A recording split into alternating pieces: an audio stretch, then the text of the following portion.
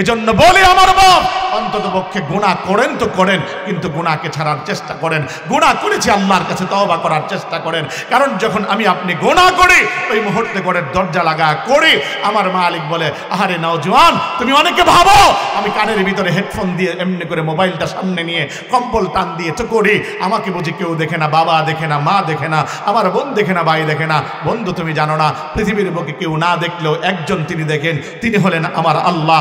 আমার আল্লাহ এভাবে করে নবীকে ডেকে বলেন, ওয়াসবির লিহুকমি রাব্বিকা ফাইন্নাকা বিআয়ুনিনা। হাবিবি শোনেন, আপনি আমার চোখের সামনে, চোখের সামনে। আরে দোস্ত, তুমি আমি যখন গুনাহ করি, ওই মুহূর্তের মাঝে আমার মালিক এতটুকুই না দেখেন তা না, ডাকেনও বটে।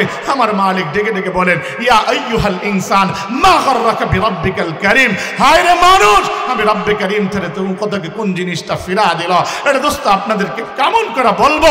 আমার কথা বললে আপনারা কি করে বললে আমার কথাটা বুঝবেন, কিভাবে বললে আমার কথাটা নেবেন?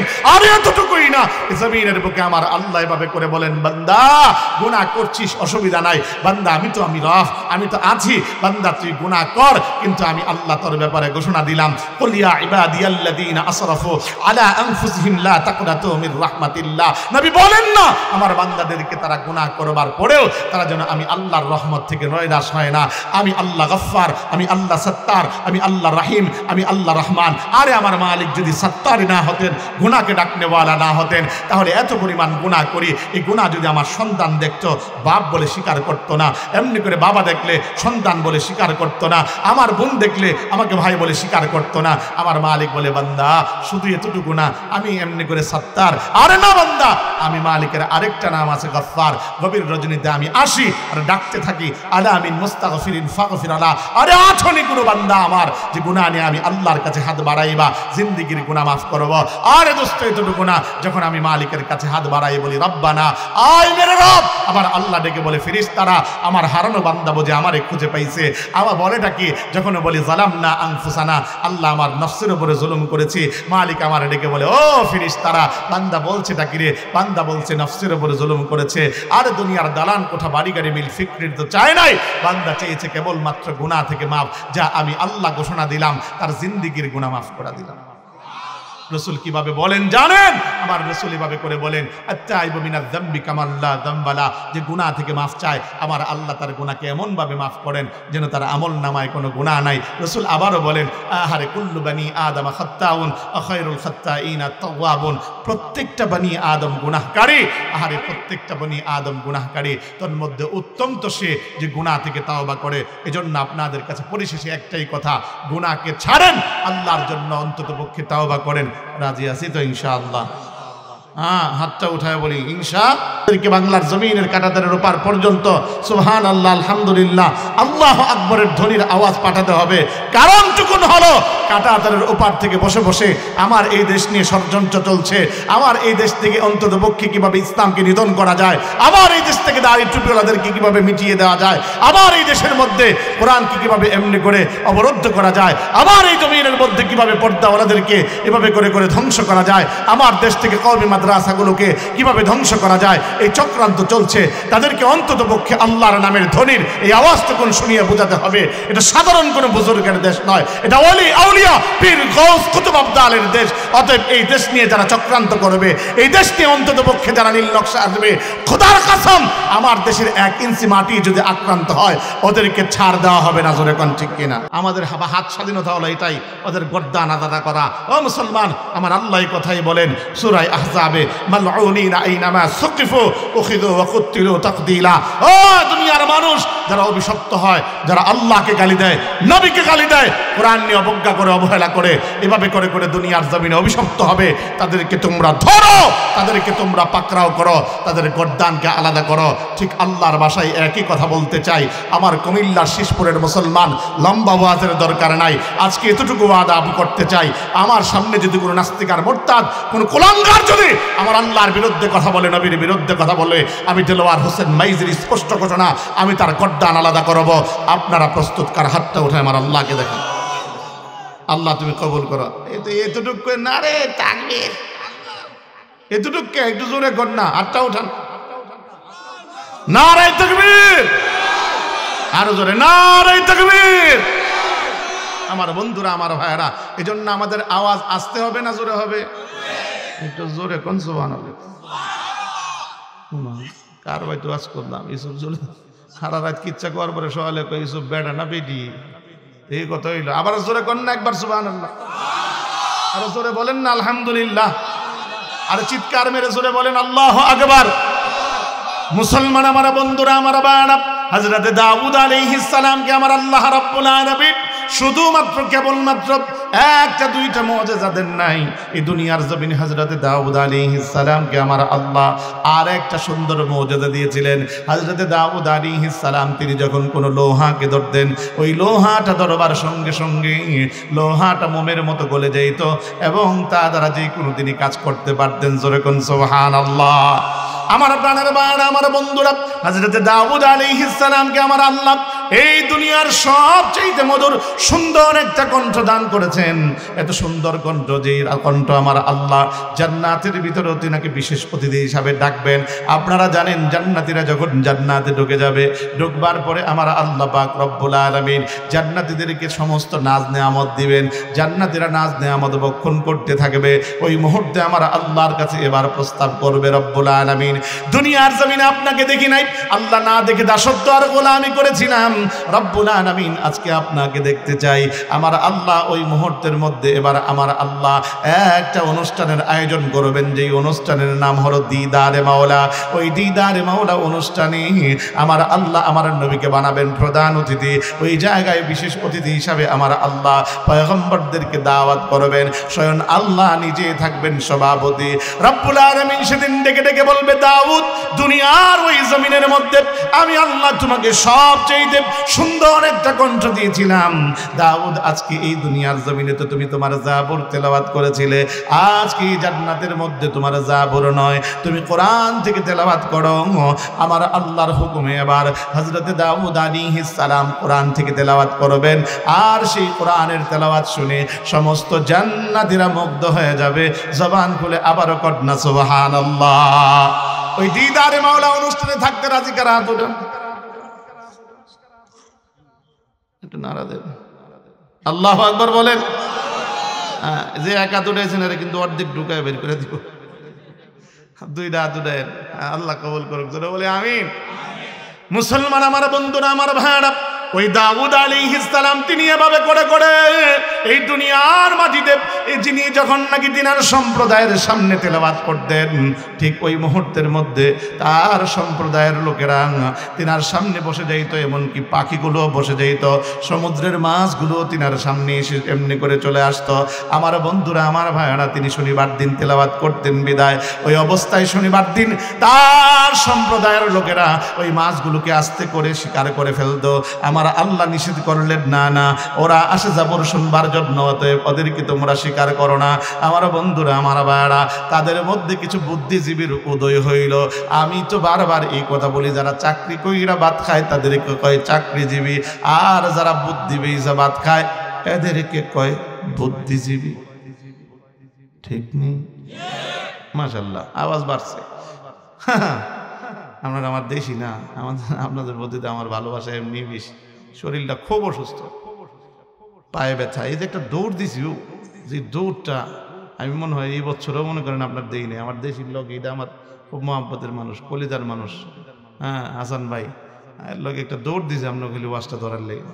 আমার পায়ে এই জায়গায় 1 মাস যাবত ক্রাউড হয়েছে, অর্থাৎ বাতের ব্যথা। যে বাতের ব্যথার কারণে আমি খোড়ায় খোড়ায় আদি, কিন্তু এই জায়গায় একটা দৌড় দিছি।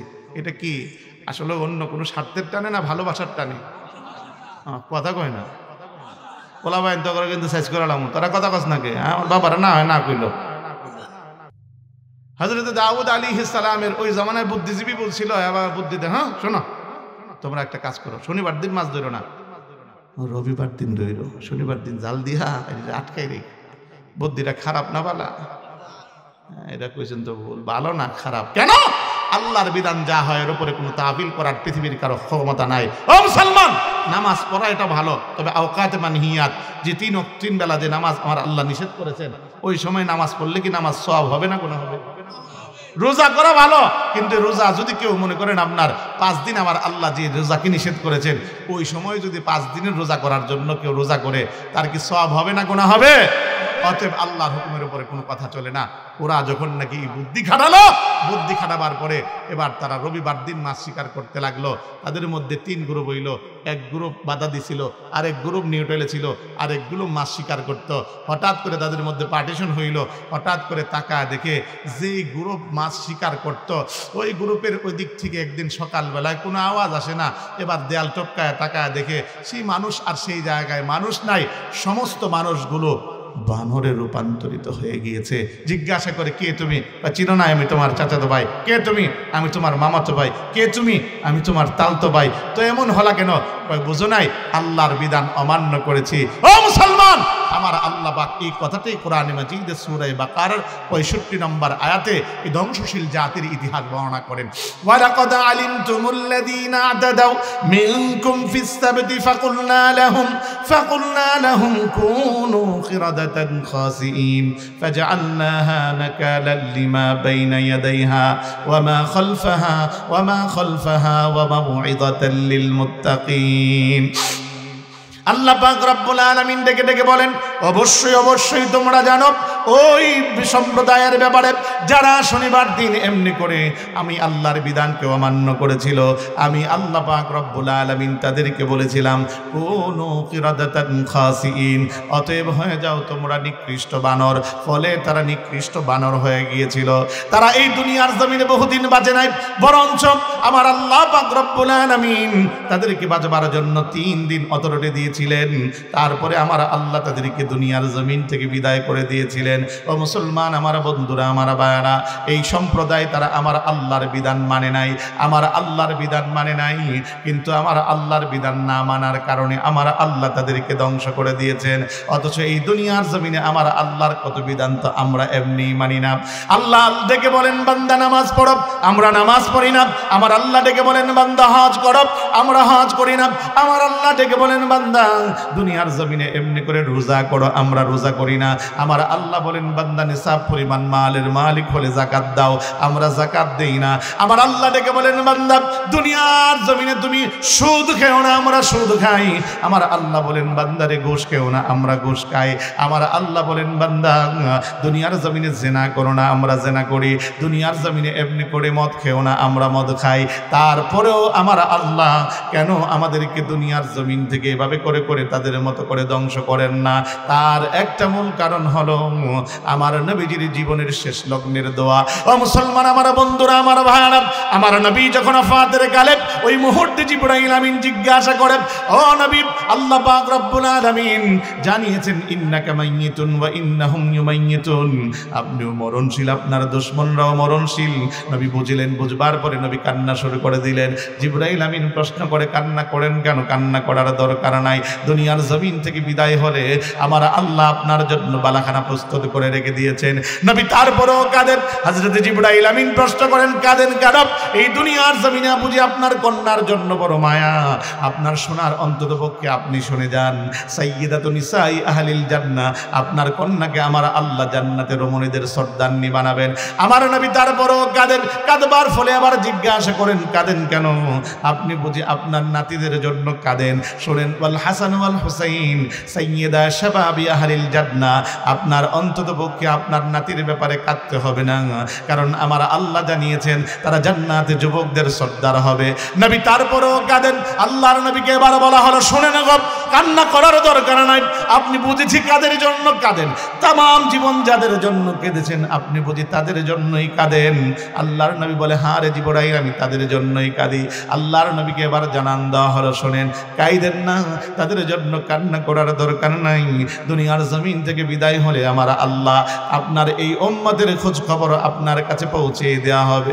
আমার নবী এবার ডাক দিয়ে বলেন, এরে জিবরাইল, এই কথা ভালোভাবেই জানি, দুনিয়ার জমিনে যদি অন্ততপক্ষে সন্তান বিদেশে দেশের মাটিতে থাকি, মা বাবা যদি জানতে পারে আমার সন্তান ভালো আছে, মা বাবার কলিজা ঠান্ডা হয়। কিন্তু আমার বড় ভয়, আমার আল্লাহ জানিয়েছেন মা কানা আল্লাহু লিউআযিবাহুম ওয়া আনতা ফীহিম। হাবিব, যতদিন পর্যন্ত এই জমিনে আপনি উম্মতের মাঝে আপনি যতদিন থাকবেন, ততদিন পর্যন্ত আমি আল্লাহ আপনার উম্মতকে কঠিন আযাব দিয়ে ধ্বংস করে দেব না। ও জিবরাইল, আমার বড় ভয় হয় আমি চলে যাবার পরে আমার উম্মত যদি কোনো গুনাহ করে, আমার আল্লাহ গোসা করে না জানি আমার উম্মতকে ধ্বংস করে দেয় কিনা। ওই মুহূর্তে সঙ্গে সঙ্গে আল্লাহ জানান দিলেন, জিবরাইল আমার হাবিবের কান্না থামাতে বলো আর জানা দাও আনা কাফিলুম মিনহুম, আনা কাফিলুম মিনহুম। অতীতের উম্মতের কথা বলতে পারি না, আজ থেকে আমি আল্লাহ জানা দিলাম আমি আল্লাহ স্বয়ং এই উম্মতের জিম্মাদার হয়ে গেলাম। এজন্য এত পরিমাণ গুনাহ করি, কিন্তু আমার আল্লাহ আমাকে আপনাকে ধ্বংস করেন না। আমার বন্ধুরা, আমার ভাইরা, এজন্য আপনাদের কাছে যেই কথাটা বলি, এই দুনিয়ার জমিনে আজ বর্তমানে আমাদের গুনাহের কারণে ভারী হয়ে গিয়েছে, যার কারণে গত শুক্রবারের আগের শুক্রবার 10:39 জমিনকে আমার আল্লাহ কাঁপিয়েছেন। পরক্ষণে আমার আল্লাহ 2 দিন পর পরে আবার নাড়া দিচ্ছেন। কেন? তার মূল কারণ চুকুন হলো জমিন গুনায় বাড়ে। ও দোস্ত, আমার আপনার বেহায়াপনা আর অশ্লীলতা এই জমিন পড়ে গিয়েছে। আরে কেমন করা বেহায়াপনা অশ্লীলতা, বরঞ্চ আমার আপনার বেহায়াপনা এমন পরিমাণ বেড়েছে, অশ্লীলতা এত পরিমাণ বেড়েছে, আজ কোনো প্রকার বিয়ে হয় না গায়ে হলুদ ছাড়া, আর গায়ে হলুদ হয় না আমার আপনার উদ্যম নাচ আর মদ ছাড়া। জোরে কোন ঠিক কিনা? আরে দোস্ত, এতটুকু না, আজ এই জমিনের বুকে আমার আপনার প্রতিনিয়ত সাধারণত সন্তানের খতনা হয়, বেহায়াপনা আর অশ্লীলতা ছাড়া হয় না। আজ এমনি করে হ্যাপি বার্থডে পালন হয়, বেহায়াপনা অশ্লীলতা ছাড়া হয় না। আজ সমাজের ভিতরে আজ এমনি করে রাষ্ট্রীয়ভাবে যে সমস্ত দিবসগুলো আছে, প্রত্যেকটা দিবসের মাঝে এভাবে করে করে বেহায়াপনা অশ্লীলতা ছাড়া হয় না। বরঞ্চ বিদেশ থেকে নর্তকী ভাড়া করে এনে স্টেডিয়ামের মাঝে নাচ গান গাওয়ানো হয়। ও দোস্ত, আমার আল্লাহ গজব দিবেন না তো কি দিবেন? আমার আল্লাহ যে জমিনকে টিকায় রেখেছেন, এটাই তো বড় বেশি। মনে রাখতে হবে এই জমিনের বুকে আমার আল্লাহর ঘোষণা, ইন্নাল্লাযীনা ইউহিব্বুনা আন তাশিআল ফাহিশাতু ফিল্লাযীনা আমানু লাহুম আযাবুন আলীম ফিদ দুনিয়া ওয়াল আখিরাহ। যারা দুনিয়ার জমিনে বেহায়াপনা আর অশ্লীলতাকে সায়লাভ করতে চায়, আমার আল্লাহর ঘোষণা হলো তাদের জন্য রয়েছে যন্ত্রণাদায়ক শাস্তি ফিদ দুনিয়া, দুনিয়ার জমিনে, ওয়াল আখিরাহ, পরকালেও। ও আমার বন্ধুরা, আমার ভাইয়ারা, বলে দুনিয়ার জমিনে কেমন শাস্তি আমার আল্লাহ কেমন যেন বুঝান। বান্দা, এই দুনিয়ার জমিনে নাফরমান হলে সমস্যা নাই, গুণ এমনি করে এমনি করে আমাকে অস্বীকার করলে সমস্যা নাই, কিন্তু ইসলামের ভিতরে থাকবা আর তুমি বেহায়াপনা আর অশ্লীলতা করবা, এটা আমি আল্লাহ বরদাস্ত করব না। আমাকে মানবা আবার বলবা, আমাকে ওই মুহূর্তের মধ্যে অস্বীকার করবা, আমি তোমাকে ছাড় দেব না। এটা কেমন ঘটনাগুলো আপনাদেরকে বোঝায়। কওমে আদ, কওমে সামুদ, তারা আমার আল্লাহকে অস্বীকার করেছে, আমার আল্লাহ তাদেরকে এক আযাব দিয়ে দুনিয়ার জমিন থেকে বিদায় করেছে। কিন্তু লক্ষ্য করে দেখেন, যারা সমকামিতার চর্চা করতে এই জমিনের বুকে, কওমে লূত, আমার আল্লাহ তাদেরকে একটা আযাব দেয় নাই, আমার আল্লাহ তাদেরকে 5-5টা আযাব দিলেন। ও দোস্ত, আমার বন্ধু, আমার ভাই, আমার পর্দানিশীন মা, আমার পর্দানিশীন বোন, একটু তো খেয়াল করো, আমার আল্লাহ সর্বপ্রথম আযাব যেটা দিলেন সেটা হলো তাদের জমিনকে কাঁপিয়ে দিয়েছিলেন, যেটা আমাদের জমিনে করে। জোরে কোন ঠিক কিনা? আমার বন্ধুরা, শুধু এতটুকু না, দ্বিতীয় নাম্বার, তারা যখন সতর্ক হয় নাই, আমার আল্লাহ তাদের চেহারাকে বিকৃত করে দিয়েছিলেন। এই আযাব ওই জমিনের বুকে প্রকাশ পেয়েছে। বলে কেমন? এই জমিনের বুকে সন্তান জন্মগ্রহণ করে মানুষের চেহারা পায় না, এলিয়নের চেহারা পায়। তৃতীয় আযাব এই জমিনের বুকে প্রকাশ পেয়েছে। বলে আমার আল্লাহ তাদেরকে পাথরের বৃষ্টি দিয়েছিলেন। বলে পাথরের বৃষ্টি তো বর্তমানে হয় না, তবে শিলাবৃষ্টি হয়, যার কারণে মানুষ মারা যায়। চতুর্থ নাম্বার আযাব আমার আল্লাহ তাদেরকে দিয়েছিলেন। তাদের ওই জমিনের বুকে এমনি করে 2 পাহাড়ের চিপা থেকে বিকট আওয়াজ ফেরেশতাদের দিয়ে তাদেরকে দুনিয়ার জমিন থেকে বিদায় করেছিলেন। কিছু মানুষকে স্তব্ধ করেছিলেন। আমার আল্লাহ এই জমিনের বুকে বজ্রধ্বনি দেন, অনেক মানুষকে এমনি করে বয়রা বানান, অনেক মানুষকে দুনিয়ার জমিন থেকে বিদায় করেন। পঞ্চম আযাব ছিল, সেটাই তাদের জমিনকে আমার আল্লাহ উল্টিয়ে দিয়েছিলেন। আমি তো সেই ভয় করছি, না জানি আমার আল্লাহ কোন দিন এই জমিনকে গুনাহের কারণে, বেহায়াপনা আর অশ্লীলতার কারণে জমিনকে উল্টা দেন। এজন্য বলি আমার বাপ, অন্তত পক্ষে গুনাহ করেন তো করেন, কিন্তু গুনাহকে ছাড়ার চেষ্টা করেন। গুনাহ করেছি আল্লাহর কাছে তওবা করার চেষ্টা করেন। কারণ যখন আপনি গুনাহ করি, ওই মুহূর্তে করে দরজা লাগা করি, আমার মালিক বলে, আহারে নওজোয়ান, তুমি অনেকে ভাবো আমি কানের ভিতরে হেডফোন দিয়ে এমনি করে মোবাইলটা সামনে নিয়ে কম্বল টান দিয়ে তো করি, আমাকে বুঝি কেউ দেখে না, বাবা দেখে না, মা দেখে না, আমার বোন দেখে না, ভাই দেখে না। বন্ধু, তুমি জানো না, পৃথিবীর বুকে কেউ না দেখলেও একজন তিনি দেখেন, তিনি হলেন আমার আল্লাহ। আল্লাহ। আমার আল্লাহ এভাবে করে নবীকে ডেকে বলেন ওয়াসবির লিহুকমি রাব্বিকা ফাইন্নাকা বিআয়ুনিনা। হাবিবি শোনেন, আপনি আমার চোখের সামনে। আরে দোস্ত, তুমি আমি যখন গুনাহ করি ওই মুহূর্তের মাঝে আমার মালিক এতটুকুই না, দেখেন তা না, ডাকেনও বটে। আমার মালিক ডেকে ডেকে বলেন ইয়া আইয়ুহাল ইনসান মা গাররাকা বিরাব্বিকাল কারীম। হায় রে মানুষ, আমি রব্বে কারীম থেকে তুমি কতকে কোন জিনিসটা ফিরা দিল। এটা দোস্ত আপনাদেরকে কেমন করে বলবো? আমার কথা বললে আপনারা কি করে বললে আমার কথাটা বুঝবেন, কিভাবে বললে আমার কথাটা নিবেন? আর এতটুকুই না, জমিনের বুকে আমার আল্লাহ এভাবে করে বলেন বান্দা গুনাহ করছিস অসুবিধা নাই, বান্দা আমি তো আছি, বান্দা তুই গুনাহ কর, কিন্তু আমি আল্লাহ তোর ব্যাপারে ঘোষণা দিলাম কুল ইয়া ইবাদিয়াল্লাযীনা আসরাফু আলা আনফুসিহিম লা তাকনাতু মির রাহমাতিল্লাহ। নবী বলেন না আমার বান্দাদেরকে তারা গুনাহ করবার পরেও তারা যেন আমি আল্লাহর রহমত থেকে নয়রাশ হয় না। আমি আল্লাহ গফফার, আমি আল্লাহ সত্তার, আমি আল্লাহ রাহিম, আমি আল্লাহ রহমান। আরে আমার মালিক যদি সত্তারই না হতেন, গুনাহকে ডাকনেওয়ালা না হতেন, তাহলে এত পরিমাণ গুনাহ করি, এই গুনাহ যদি আমার সন্তান দেখতো বাপ বলে স্বীকার করতো না, এমনি করে বাবা দেখলে সন্তান বলে স্বীকার করতো না, আমার বোন দেখলে আমাকে ভাই বলে স্বীকার করতো না। আমার মালিক বলে বান্দা শুধু এতটুকু না, আমি এমনি করে সত্তার। আরে না বান্দা, আমি মালিকের আরেকটা নাম আছে গফফার। গভীর রজনীতে আমি আসি আর ডাকতে থাকি আলা মিন মুস্তাগফিরিন ফাগফির আলা। আরে আছনি কোনো বান্দা আমার যে গুনাহ নিয়ে আমি আল্লাহর কাছে হাত বাড়াইবা জিন্দেগির গুনাহ মাফ করব। আরে দোস্ত এতটুকু না, যখন আমি মালিকের কাছে হাত বাড়াই বলি রব্বানা আয় মেরে রব, আমার আল্লাহ ডেকে বলে ফেরেশতারা আমার হারানো বান্দা বুঝে আমারে খুঁজে পাইছে। আমার বলেটা কি? যখন বলি যালামনা আনফুসানা, আল্লাহ আমার নফসের উপরে জুলুম করেছি, মালিক আমার ডেকে বলে ও ফেরেশতারা বান্দা বলছেটা কি রে? বান্দা বলছে নফসের উপরে জুলুম করেছে। আর দুনিয়ার দালান কোঠা বাড়ি গাড়ি মিল ফিক্রির তো চায় নাই, বান্দা চেয়েছে কেবলমাত্র গুনাহ থেকে মাফ, যা আমি আল্লাহ ঘোষণা দিলাম তার জিন্দেগির গুনাহ মাফ করে দিলাম। রসুল কিভাবে বলেন জানেন? আমার রসুল এভাবে করে বলেন আত্তাইবু মিনাজ যামবি কামান লা যামবালা, যে গুনাহ থেকে মাফ চায় আমার আল্লাহ তার গুনাহকে এমন ভাবে মাফ করেন যেন তার আমল নামায় কোনো গুনাহ নাই। রসুল আবারও বলেন আহারে কুল্লু বানি আদম খাত্তাউন ওয়া খায়রুল খাত্তাইনা তাওয়াবুন।